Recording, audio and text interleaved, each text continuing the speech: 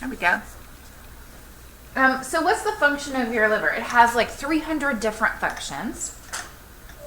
But in terms of the functions that make sense with the digestive system, one is that it does process the nutrients. So again, you pull nutrients out of your small intestine into your bloodstream.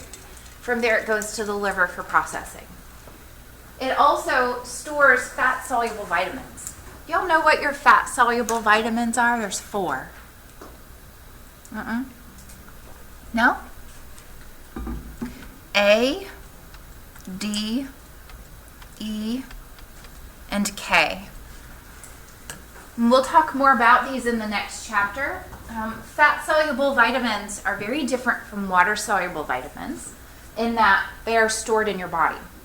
So it is possible that, and in fact, thousands of people are hospitalized every year for what's called vitamin toxicity poisoning. You can take too many vitamins, especially if it contains a lot of fat-soluble vitamins, because you're not going to urinate out the extra. You're going to store it in your fat, right? So your liver stores a lot of these.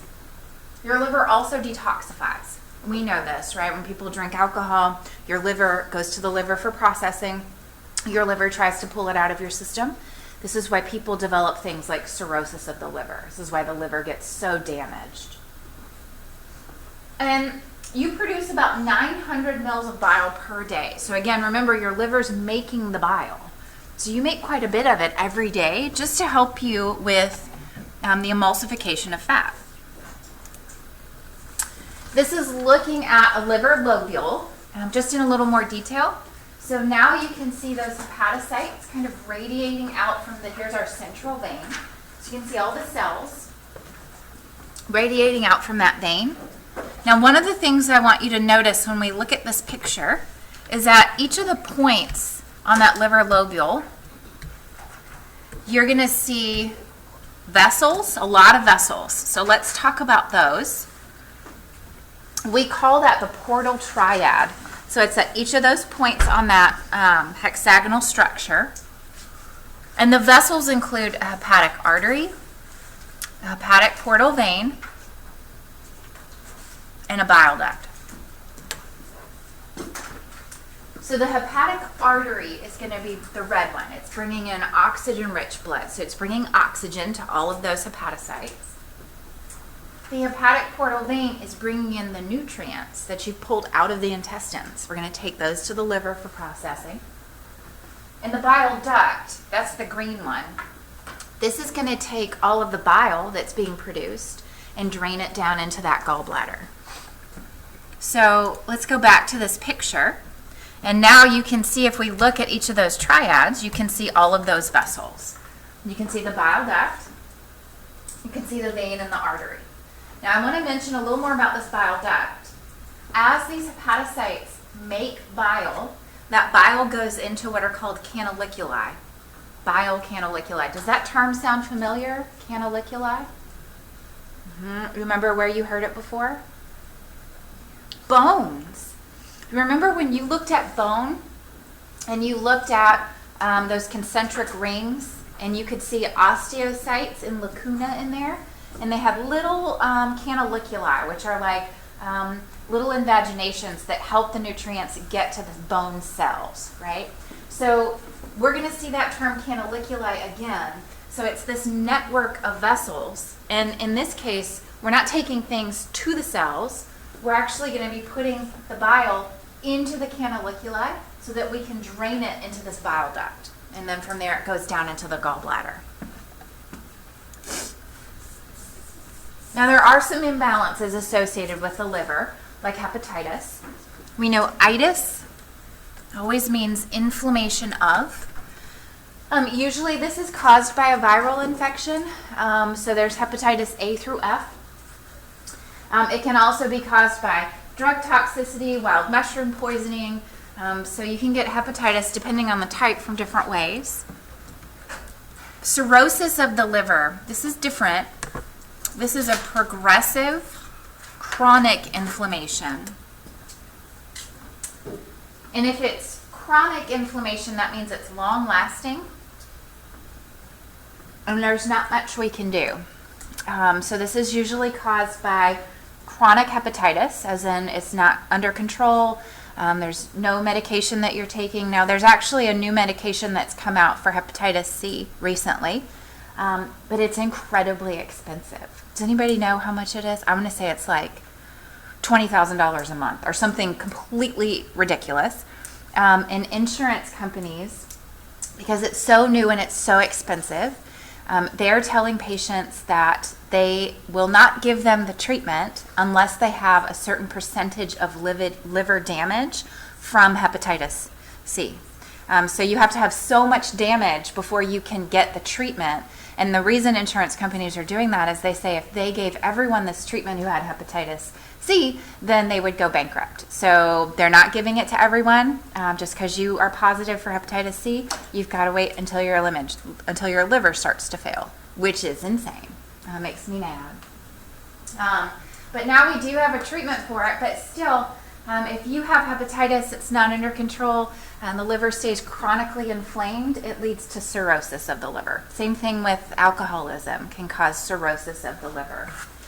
What happens is if your liver stays swollen and inflamed, you get a lot of scar tissue that starts to build up in there. I had a surgeon explain what scar tissue is like inside the body. He said that when he has to cut through scar tissue inside someone's body, it's like trying to cut through concrete. He said that scar tissue is so hard and it's so different from all of the other tissue that's in the body, and it's so hard to get through.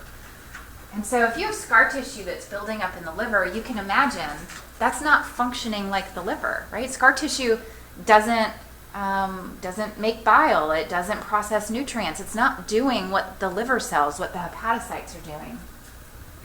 It causes the liver to get really swollen. It gets fatty. It gets fibrous, and it obstructs blood flow, which is bad because we know part of the function of your liver is to go through and process those nutrients. So this can lead to what's called portal hypertension. And this just means that the pressure inside the liver starts to go up, right? Just like high blood pressure, hypertension in your bloodstream is not good. It's also not good when it's happening inside the liver. There really is no treatment for cirrhosis of the liver. Usually liver transplants, they can be very successful. The problem is livers are really scarce. So a lot of times people die on the transplant list waiting for a liver, okay? So this is showing you at the top, this is alcohol-induced cirrhosis. So you can see the liver up here. Normally the liver looks very similar to the way it looks in the rat. It's probably just not quite as dark as the way it looks in the rat, but it's nice and smooth. And you can see how bumpy and how fatty that liver looks at the top. Same thing here. So this liver, this is from hepatitis. It is smooth, but it's humongous. So that liver is really swollen. You ever see people that are alcoholics? I notice it, I mean, I guess I notice it in women, but for some reason I notice it more in men. They get that sort of beer gut, right? But sometimes it's not necessarily from fat in the abdominal cavity. It's actually from an expanded liver. So they get that big bump that's right underneath the rib cage, and that's just from a swollen liver a lot of times. So let's talk a little bit about bile. I told you that the liver makes the bile. It's just stored in the gallbladder. So the function of bile is to emulsify your fat. So again, I've given you this example a couple of times. If you think about drops of oil, if they get together, they make a big drop. Well, that's not very manageable. It's going to be really hard to break down fat when it's this big glob. So the function of bile is to take this big glob of fat and break it into tiny little globs of fat. Okay, that's the whole function. That's what emulsification means. Bile's kind of a yellow-green color. And in bile, you have something called bile salts. These are formed from cholesterol. And again, the function of bile salts is to help emulsify the fat. And it also helps with the absorption of fat in the small intestine. The pigment that actually makes bile that yellow color is bilirubin. Now, we've talked about bilirubin before. We talked about this when we talked about your red blood cells. When a red blood cell breaks down after 120 days, when it's old, it's not as flexible anymore, we got to get rid of it. So it goes to the spleen, right? That's our red blood cell graveyard. And then most of your red blood cell, as we tear it down, some of it will get recycled, like iron will get recycled, right? But the hemoglobin part of a red blood cell, we break it into the heme and the globin. The globin's the protein chain. Okay, we can recycle that. The heme part, the red part, that part gets broken down into bilirubin. And bilirubin gets pulled in by the liver. And then from there, it goes into your bile, which is that yellow color. And then it's going to go through the small intestine and out the other end. So bilirubin is a waste product of a red blood cell breakdown. It's part of heme. We got to get rid of it. And how we do that is the liver takes it up, puts it into bile, you squeeze it into the intestines, and it comes out the other end. Typically what happens with bilirubin is it starts as a yellow color, that greenish yellow color. Sometimes, like, I've gotten my child, whenever he gets the stomach bug, I know that I'm going to get taken out. Usually it's just a few days later. I know after cleaning up his vomit, like, mine's going to happen soon, and it's just a matter of time. But if you've had a stomach bug that's really bad, sometimes, even when you're done vomiting, you'll still vomit, but it's like a dry heave. And sometimes that sort of green stuff comes out, that yellow stuff, and that's bile. And so we know it's this sort of yellow color. And so what happens to it in the process of moving through your intestines, though, is that when bilirubin makes its way into your large intestine, you have a lot of bacteria in the large intestine that'll feed on that. And they turn it into more of a brown color, and that's why feces is a brown color. Okay. Other things that you'll find in bile are things like the cholesterol salts and electrolytes.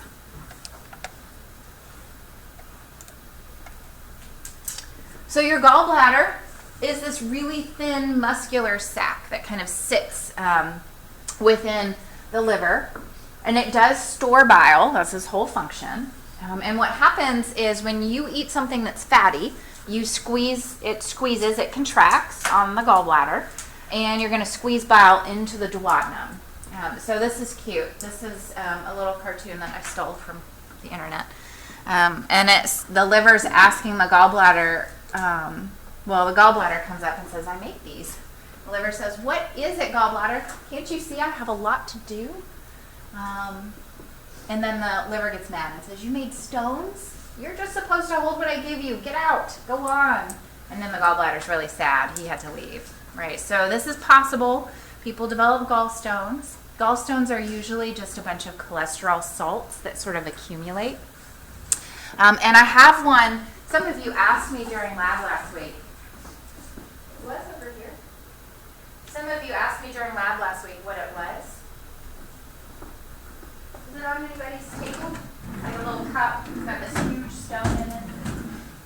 Oh, here it is. So this is a gallstone. It's humongous. Y'all can pass it around.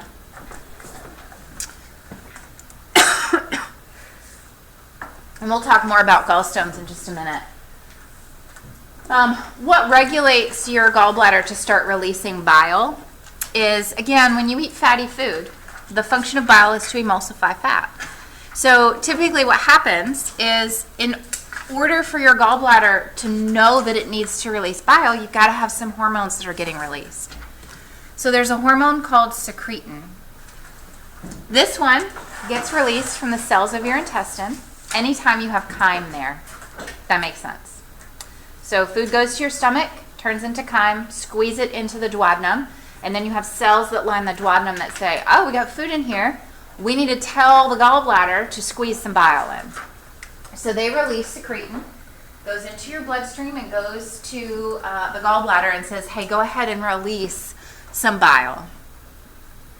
Usually we'll see that the sphincter muscle, the hepatopancreatic sphincter, is closed unless digestion is active. So it's not open unless you are actually digesting nutrients and needing to squeeze bile into the duodenum. There is another hormone that's also involved in helping with the secretion of bile, and it's called cholecystokinin. I know that is a mouthful, so we just call it CCK. And that's what I'll refer to it as.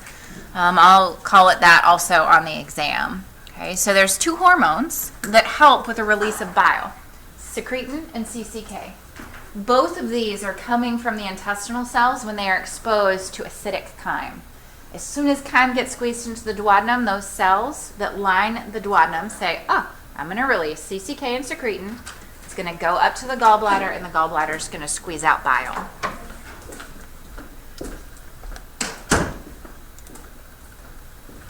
And I'll show you a picture of these in just a little bit.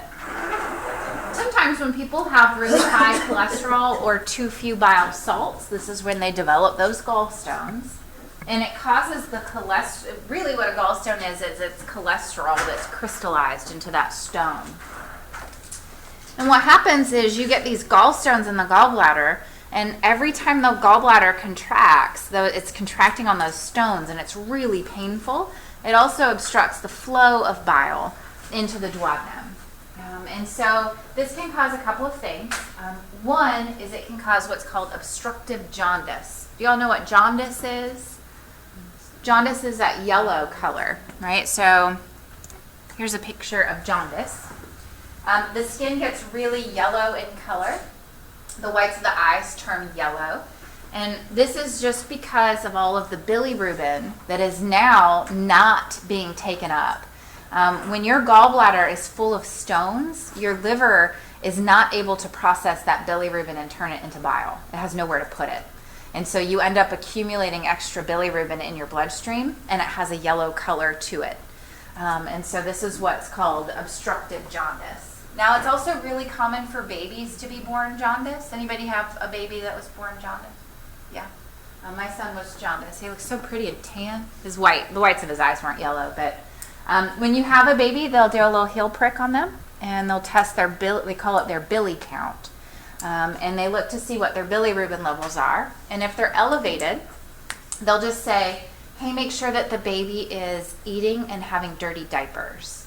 Make sure they're pooping. Because, again, if we think about your liver and how it's functioning and how it's helping to get rid of bilirubin, it's in the process of making bile, which gets squeezed into the intestines and comes out the other end. So as long as the baby is eating and pooping, they are getting rid of that extra bilirubin.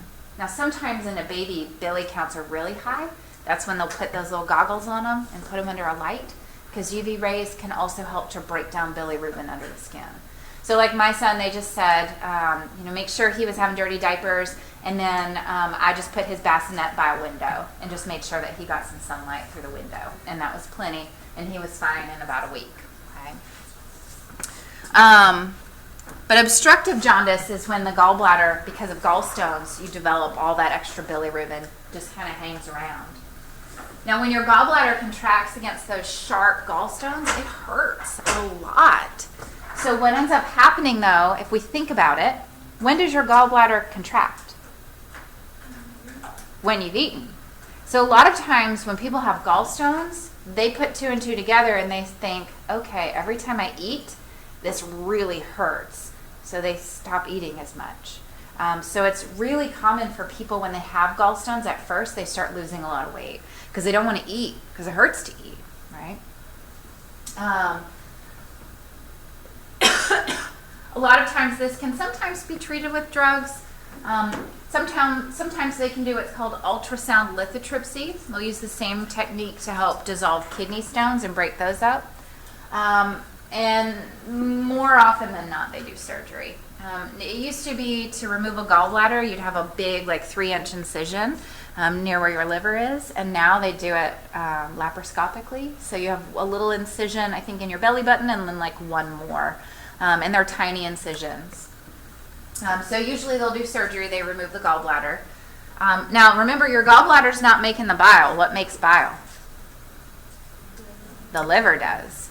So even if they take the gallbladder out, your liver is still going to make bile. But because you don't have a big sac to store the bile in, what that means is if they've taken your gallbladder out, now it's going to be, you're not going to be able to absorb fat very well. You're not going to be able to break it down very well. And so if you don't have a gallbladder, you can't eat food that's really greasy, that's fried, that has a huge fat content, because it's going to upset your stomach and you're going to end up having to go to the bathroom pretty much immediately because it's just going to go right through you because you're not going to be able to emulsify the fat.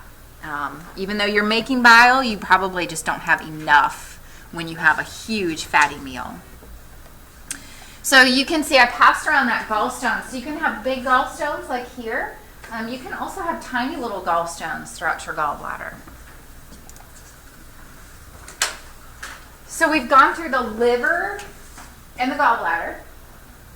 Let's also talk a little bit about the pancreas, which is here. So your pancreas has a head and a tail. The head of the pancreas is here by the duodenum. The tail is at the distal end over here where it kind of comes to a point. And there's two functions for your pancreas, and I mentioned these in lab last week. One is the endocrine function, the islet cells. These are making insulin and glucagon. So these help with blood sugar. We are not going to spend much time talking about the endocrine function because we talked about this in AP1. So we talked about insulin, we talked about glucagon, when these get released, how that affects your blood sugar in AP1. We're going to talk more about the exocrine function. And that's carried out by the acini. And this is the other group of cells that we can find in the pancreas. These secrete pancreatic juice that helps to break down your macromolecules. So carbs, lipids, proteins. Oops.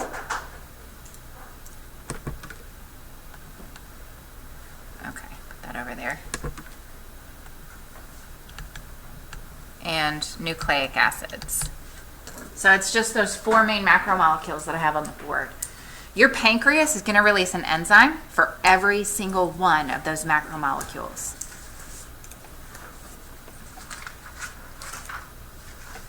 So this is showing you what an acini looks like. So this is one acinus, okay? And you can see that it's a multicellular gland. It has many cells in here.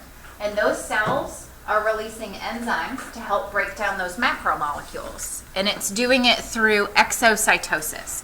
So it puts the enzymes in a little vesicle, and it squeezes those enzymes out, and it can move through that duct.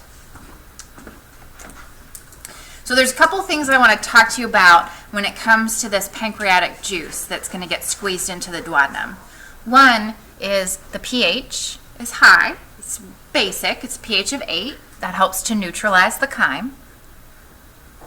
It does contain some electrolytes like bicarbonate. So it helps to buffer.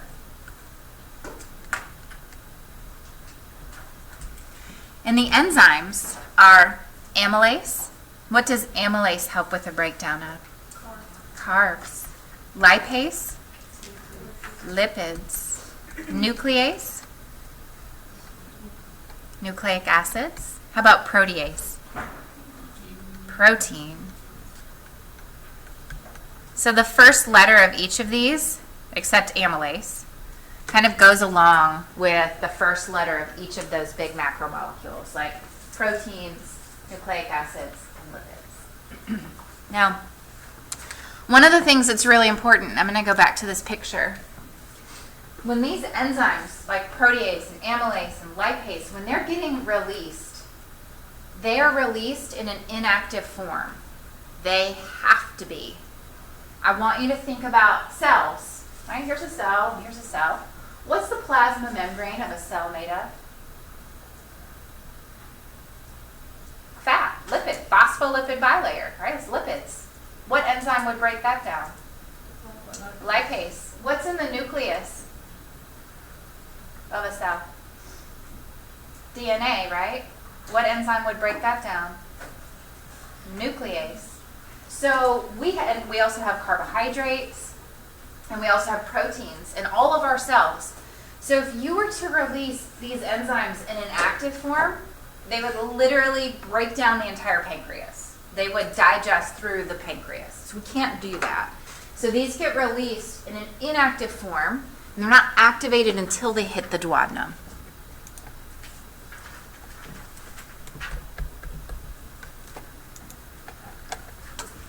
So again, what is telling the pancreas when to release these enzymes? It's those same two hormones that are telling the gallbladder when to release bile. So it's CCK and secretin.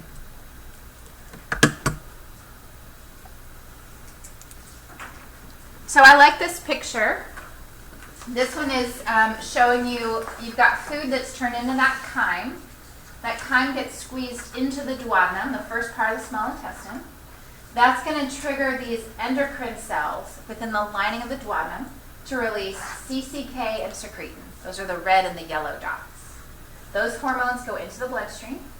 And from there, they travel to the pancreas and tell the pancreas, hey, we have food, release pancreatic juice. We need enzymes.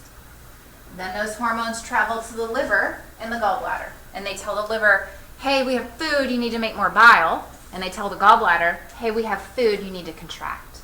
So this is how your alimentary canal is communicating with these accessory organs. It's those two hormones, CCK and secretin.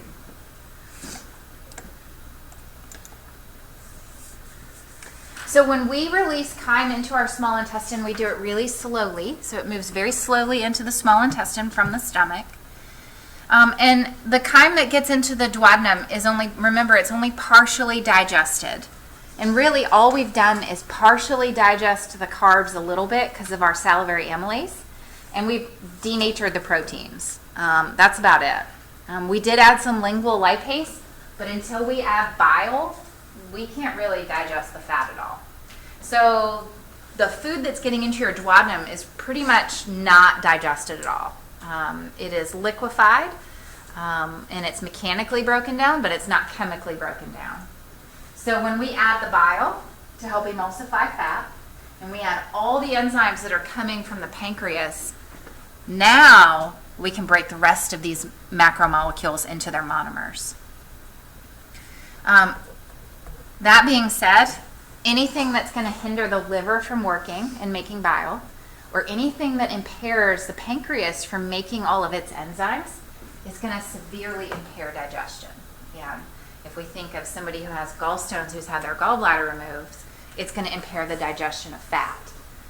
If your pancreas isn't functioning, you can't break down anything because it's delivering enzymes for all of those macromolecules.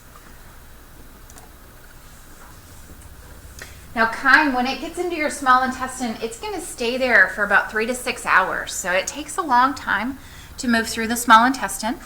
You're going to absorb a lot of water in your small intestine, and you're going to absorb all the nutrients out of that food in your small intestine. Now segmentation is a term I used earlier in this chapter. This is the most common motion that we have within the small intestine. This helps to mix the contents. It's mixing everything with all those enzymes. It's really helping to move that food throughout the small intestine and get it toward that ileocecal valve.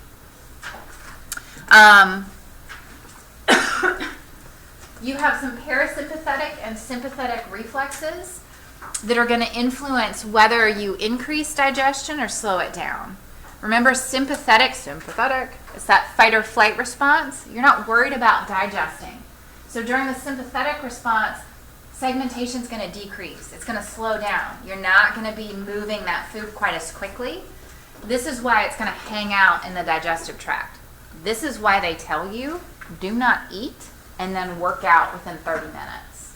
Because what's going to happen is it's going to sit in the stomach or in the beginning of your small intestine, and you're going to get cramps, and it's not going to feel good because you're not worried about moving that food through during the sympathetic response. Now, during parasympathetic, resting and digesting, everything speeds up. If you're just hanging out and you're just watching TV, then your body is working to digest that food. After all the nutrients have been absorbed out of your small intestine, the only thing that's left is any food stuff that your body cannot use. So this is remnants,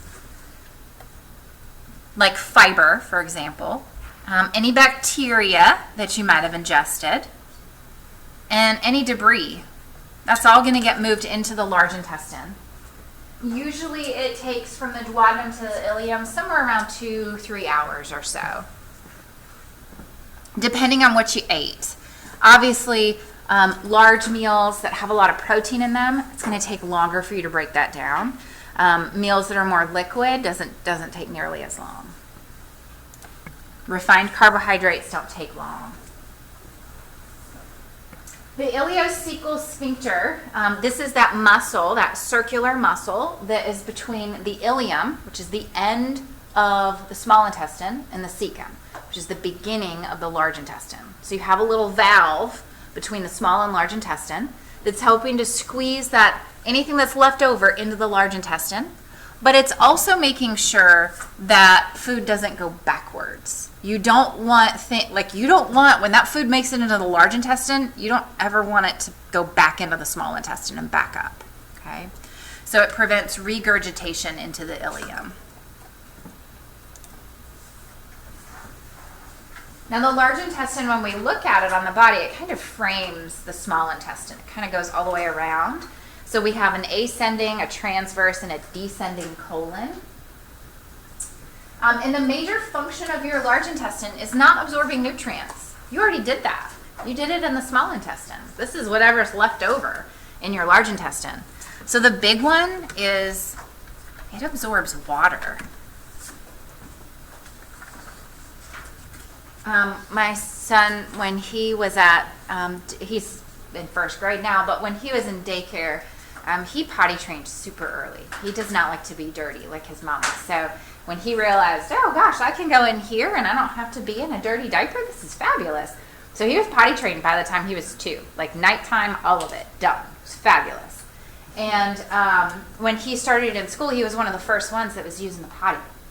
And I could not believe this when he told me that there was potty shaming going on. He didn't use those words. That's what I took it as. But he said that when they had like a restroom in their classroom, so there's like a little door and a little restroom for that class to use. And he said if he would go in there and poop, then his friends would make fun of him and tease him for going to the bathroom. Which I then had to explain. Everybody has to go. It's okay. You don't hold it.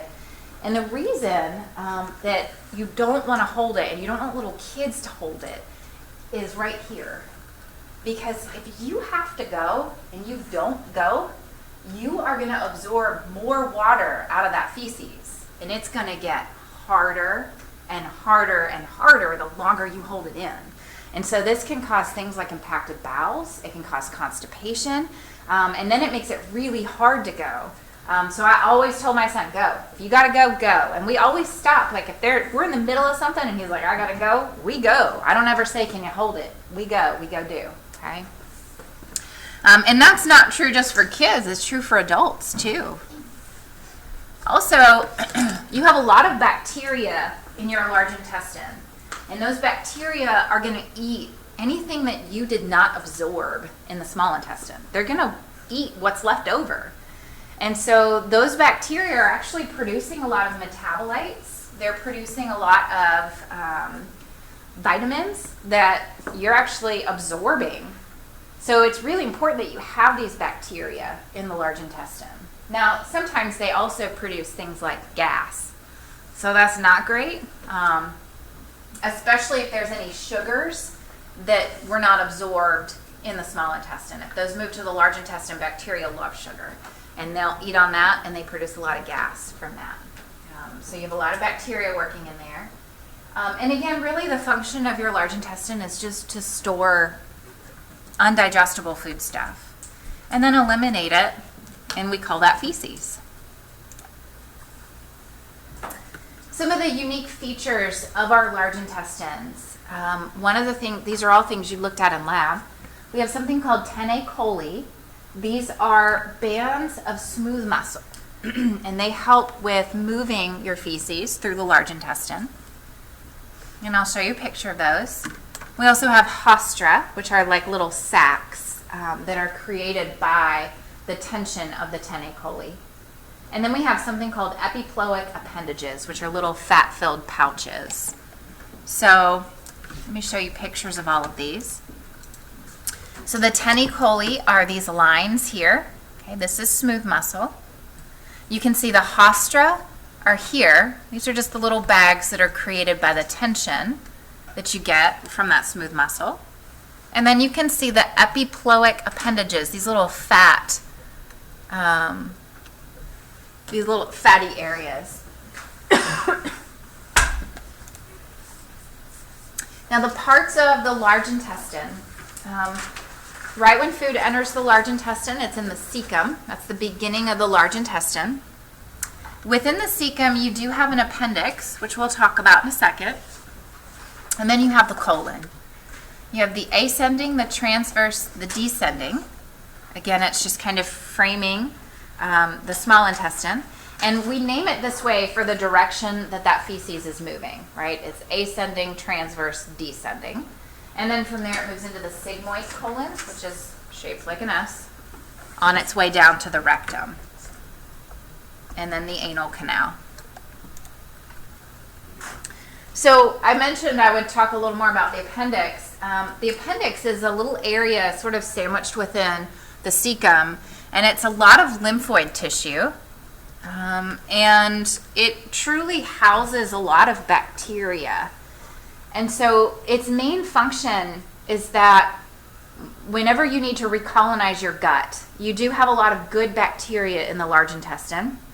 And so your appendix, because it houses a lot of those, it's constantly recolonizing the large intestine. It's filling it back up with bacteria that help you process some of that feces and absorb nutrients out of it.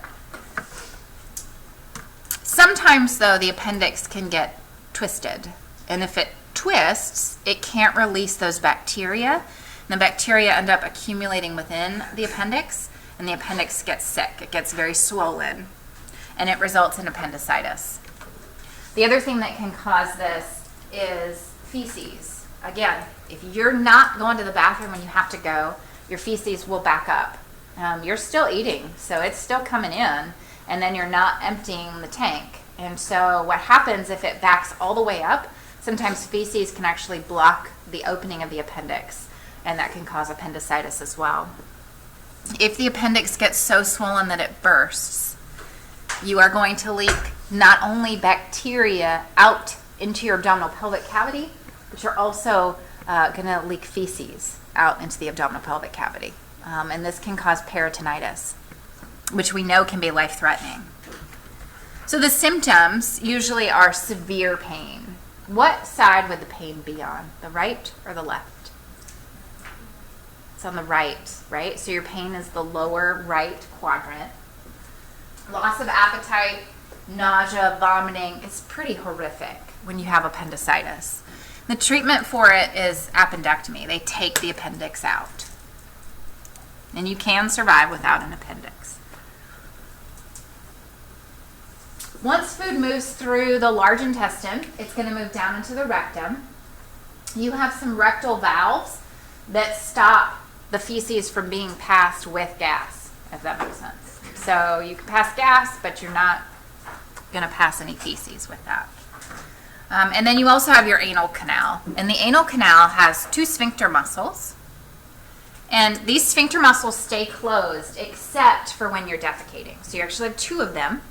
The internal anal sphincter muscle is involuntary. So this is smooth muscle. I did it like this. It's more like this. This is the way the muscles are. One on the inside and one on the outside.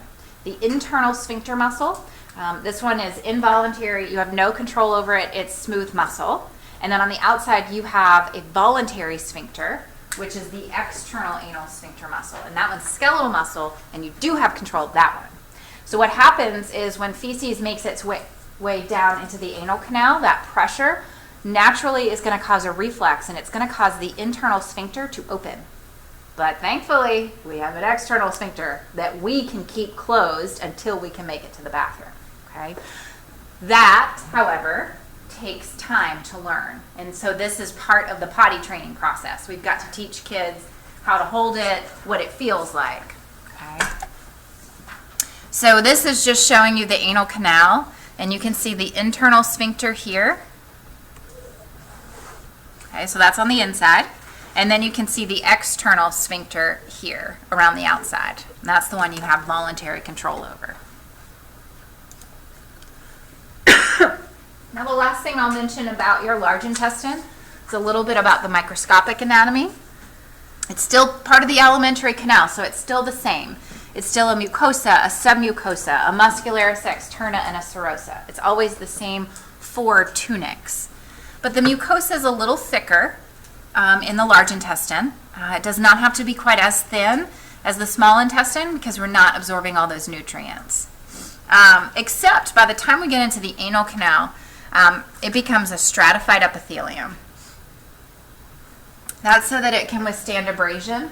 And we're also looking at a moist mucous membrane that's towards the opening of the body. And anytime you have a moist membrane near the opening of a body, it's always stratified. And it's just for protection. You do have those venous plexuses that are found within the anal canal that can cause hemorrhoids. And I mentioned to you a little bit about the bacteria in that large intestine. How the bacteria get in there is you do have your appendix, but also they're coming from the small intestine, from the food that you eat. We are not eating sterile food, right? Our food is teeming with bacteria. Now we can take food and put it in the refrigerator to slow down the process of bacterial growth. We can put it in the freezer, which slows it down even more, but it's still there. You still have bacteria on the food that you eat. Or sometimes the bacteria can come up from the anal canal as well, just from the surface of your skin. All of these bacteria are helping to colonize the colon. They're helping to put bacteria in your large intestine. And I told you that those bacteria are going to feed on that feces. They're going to break down whatever you didn't break down and absorb in the small intestine. And so they actually help to produce a lot of vitamins. They make B complex vitamins and also vitamin K. So that's the bacteria that's in your large intestine that's doing that. It's helping to process that undigested food stuff. If you have any carbohydrates that your body did not break down and use in the small intestine, if they make it to the large intestine, told you that bacteria love sugar, they're going to feed on that, and that's going to release a lot of gases and acids. A good example of that we'll talk about, I think, in the next chapter, is someone who's lactose intolerant. So lactose is a milk sugar, and people that are lactose intolerant, what happens when they eat milk? Sometimes they'll throw up, right? But a lot of times it's like bloating and like tons of stomach cramps, and mostly that's caused because that milk sugar, you don't have the enzyme called lactase to break it down, and so it moves straight through your small intestine, and that lactose goes right into the large intestine, and the bacteria are like, yes, and they feed on it, and they make tons of gas, and so that's why you get all the bloating and the cramping and the uncomfortableness. That's just one example. Beans are another example. I shouldn't tell you this, but we have a song in my family, so whenever we have beans for dinner, my son sings, beans, beans, the tropical fruit. The more you eat, the more you toot. The more you toot, the better you feel. So let's have beans for every meal. So he sings this all the time whenever we have beans. Because beans do the same thing. They have a lot of fiber, they have a lot of carbs in them. And your body does not do a great job of breaking that down. And they make their way into your large intestine. Bacteria make gas from that. We have over 10 million types of bacteria in the large intestine. This is also why a lot of times when you take antibiotics, like a broad spectrum antibiotics kill off all bacteria that are in your body, lots of bacteria. They're not targeting a particular type. And so what happens is you're going to kill off all the bad stuff if you have a bacterial infection, but you're going to kill off all the good stuff in the large intestine when you take antibiotics. So a lot of times when people take antibiotics, they end up with loose or runny stools. And so this is why your doctor might say, when you take this, take a probiotic at the same time, which helps to recolonize your gut. Or eat yogurt. That helps as well, helps to recolonize your gut. Yogurt has active bacteria, has active cultures in it. Okay. Residue can remain in the large intestine anywhere from 12 to 24 hours. There is really no food breakdown except by the bacteria that are in there that are kind of breaking it down, creating vitamins. The vitamins are created by the bacteria. You do absorb water as well and electrolytes. All of that can get reclaimed. But really the major function of your large intestine is moving feces to the anus. because of that, you can definitely live without a large intestine. Your colon is not essential for life. And this is proof because there are people who have to have ileostomies. This is when the colon gets removed. Maybe somebody has colon cancer. And a lot of times when they remove the colon, if they take out they can take out just a portion or the whole thing, and then they'll reroute what's left over to the abdominal wall. Now, obviously, you don't have a sphincter muscle here, so you cannot control what's coming out. And so when people have ileostomies, they end up with an ileostomy bag, which looks like this. It's a little bag, and it has, you can see it has a hole right here. So there's an opening, and you can tear this off. It's sticky. And wherever that hole is that the doctors created, they put the bag on top of it. And so this will fill up with anything, basically with feces. And then you have to take it off and drain it and clean it. So this is proof that was not used. You pass it around. Here's a picture of that. So this is proof that, you can survive without a large intestine. And sometimes it's possible if you have a diseased portion of the large intestine. If they do an ileostomy, let's say they take out just a little section of it, and you might have to have an ileostomy bag for a year or so, it is possible to reroute. So after a year, they can go back in and try to reattach once that is all healthy tissue again, once they've made sure that they've removed all the disease. Anybody have any questions about the digestive system?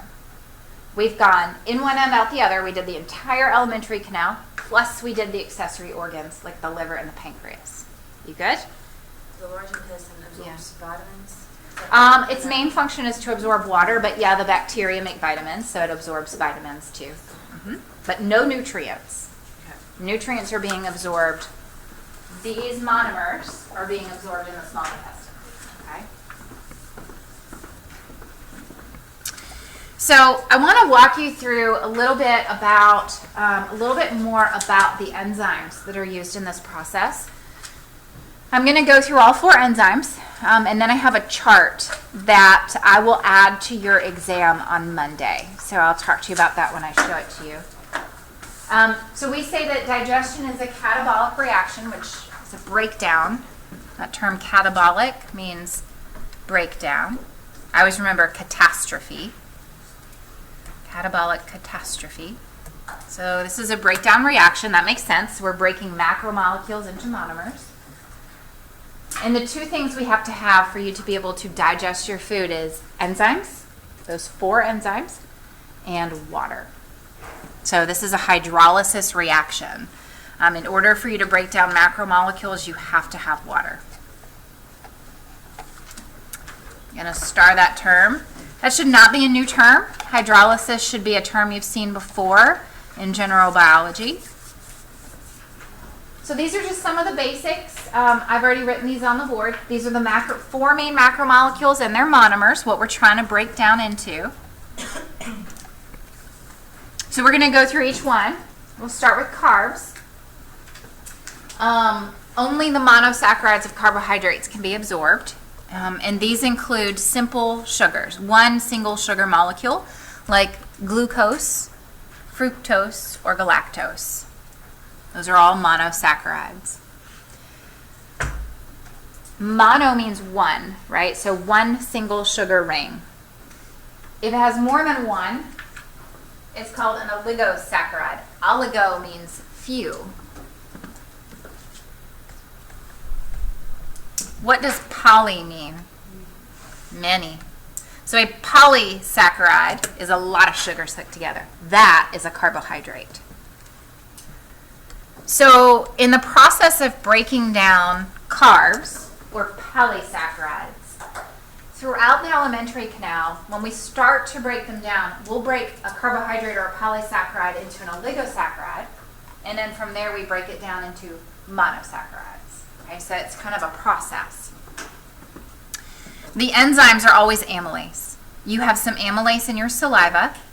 You have amylase coming from the pancreas. And you also have amylase that's coming from the cells of the small intestine, of the duodenum. And we call these brush border enzymes.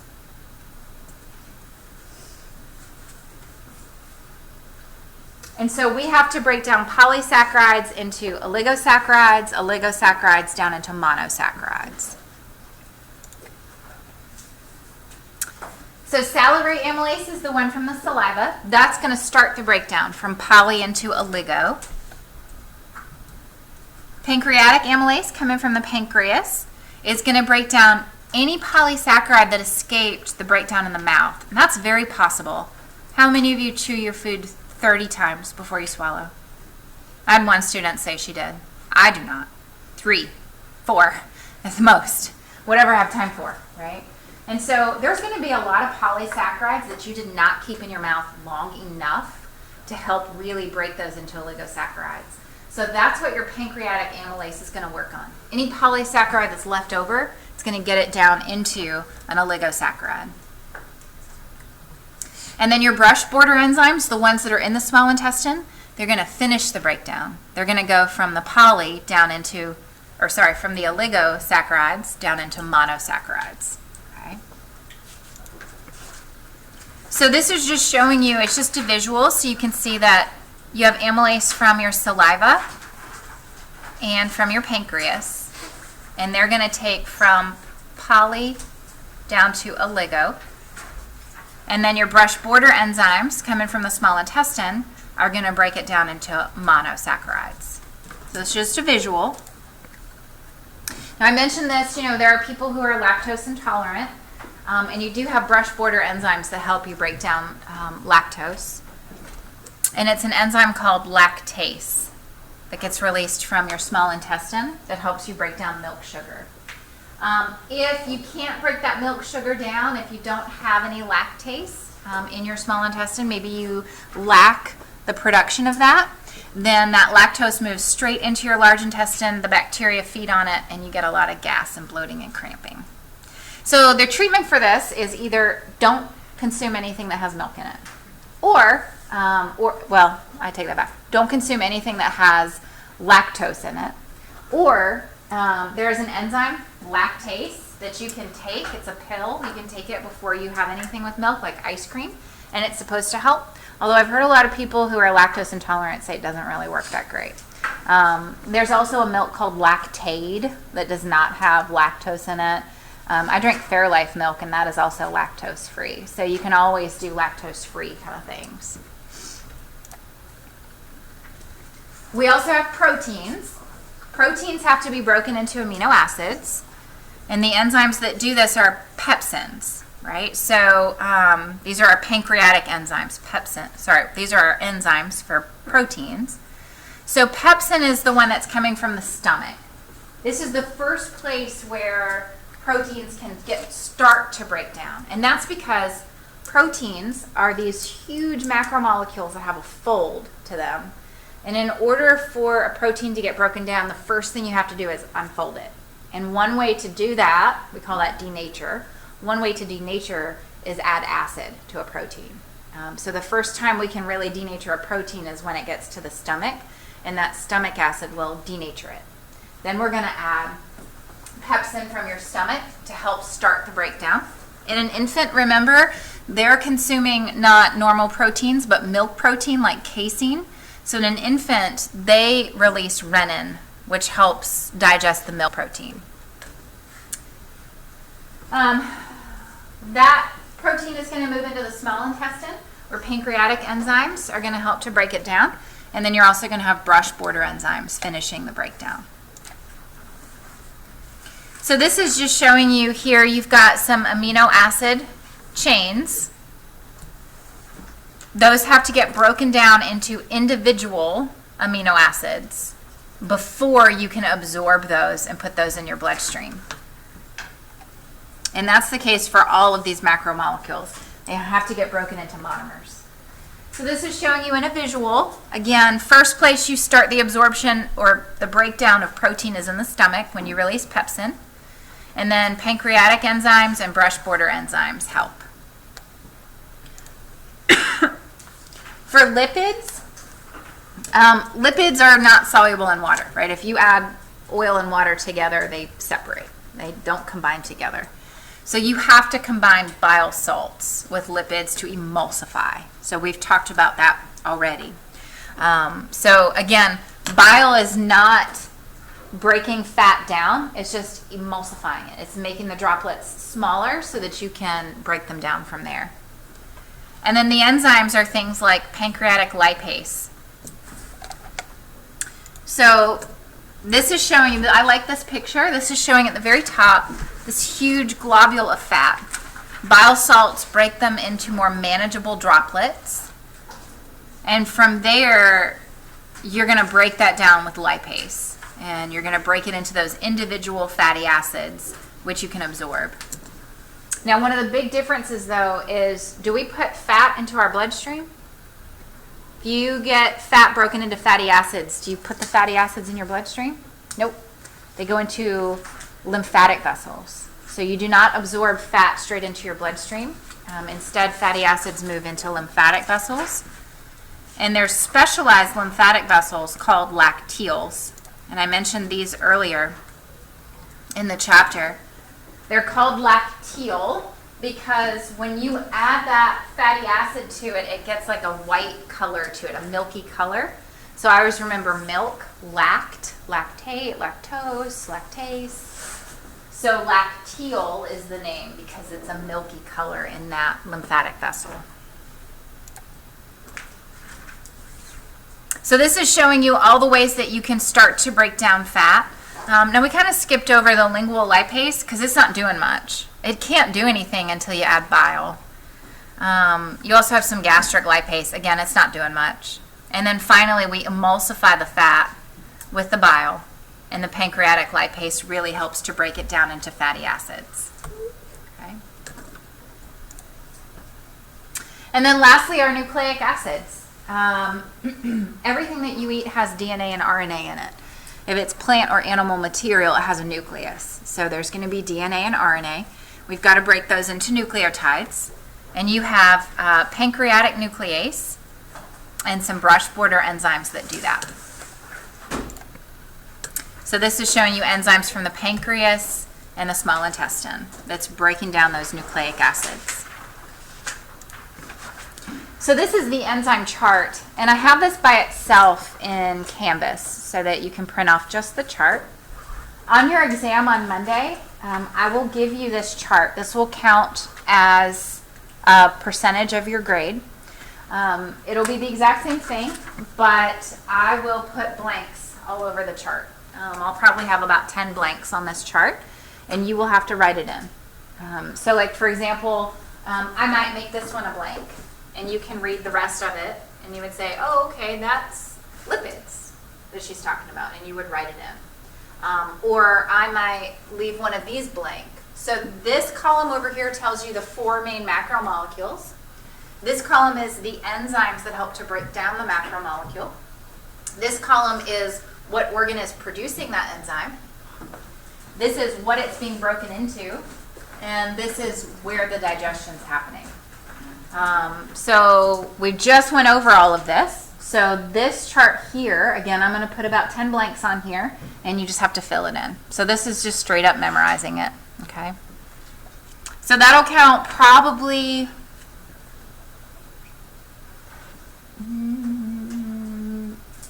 it'll be 10 blanks, but each one would be like a half a question. So usually it's a little more than 5 points of the exam. Does that make sense? Okay. Yes, you do have to spell correctly.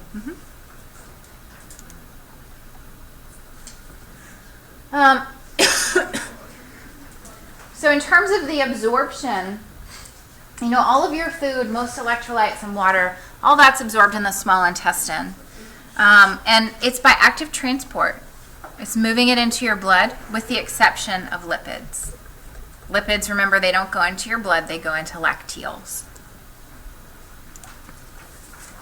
The last thing that I want to mention is a little bit about imbalances that are associated with digestion. You can't absorb a whole protein. You have to break it into amino acids. But in a newborn, they can take up whole proteins. And we talked about this in the immune system chapter. Remember we talked about passive immunity and how moms can pass on antibodies to a baby through breast milk? What are antibodies? What type of macromolecule are they? No, not nucleic acids. They're proteins. So in order for an infant to be able to get passive immunity from a mom through breast milk, a mom is passing her antibodies, whole proteins, through that breast milk, and those whole proteins are getting absorbed. So in infants, they have what's called a leaky gut. They can absorb whole proteins. Now, usually what's going to happen is as the infant matures, so does the gut. And what's going to happen is the gut's not going to be absorbing those whole proteins anymore. But it does allow those antibodies through. But this is also why doctors and pediatricians will say, do not give your baby solid foods until 6 months. Now, there is not some magic that happens when they turn 6 months old. It's not like suddenly, bloop, like this intestine's not going to absorb whole proteins.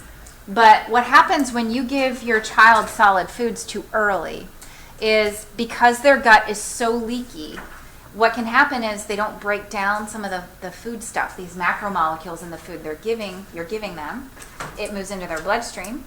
Their body sees it as foreign, and they try to fight it off, which leads to food allergies. So this is why you do not give an infant solid foods until they're 6 months old. You need to wait until they're older so that they don't get food allergies. Because otherwise, they don't break it down. It moves into their bloodstream. They see it as foreign. They fight it off. Now they have an allergy to it. Solid food being like actual solid food, not like baby food? No, baby food is solid foods, yeah. So that's what we classify as solid foods. It's okay. Before I had a child, my mom used to talk about, like before my son was born, she's like, well, put some cereal in his bottle. And I'm like, I don't know, what do you mean? Rice Krispies? I don't know what you're talking about. I had no idea. I was totally clueless. But yeah, baby food. People like whole milk. Yeah, no, you've got to wait. Yep, no whole milk. They need to stay on formula until they're about 1. And then at around 1, you can transition them from formula into whole milk. But you don't want to give that too early either because they're leaky down there and they can develop an allergy. Yeah.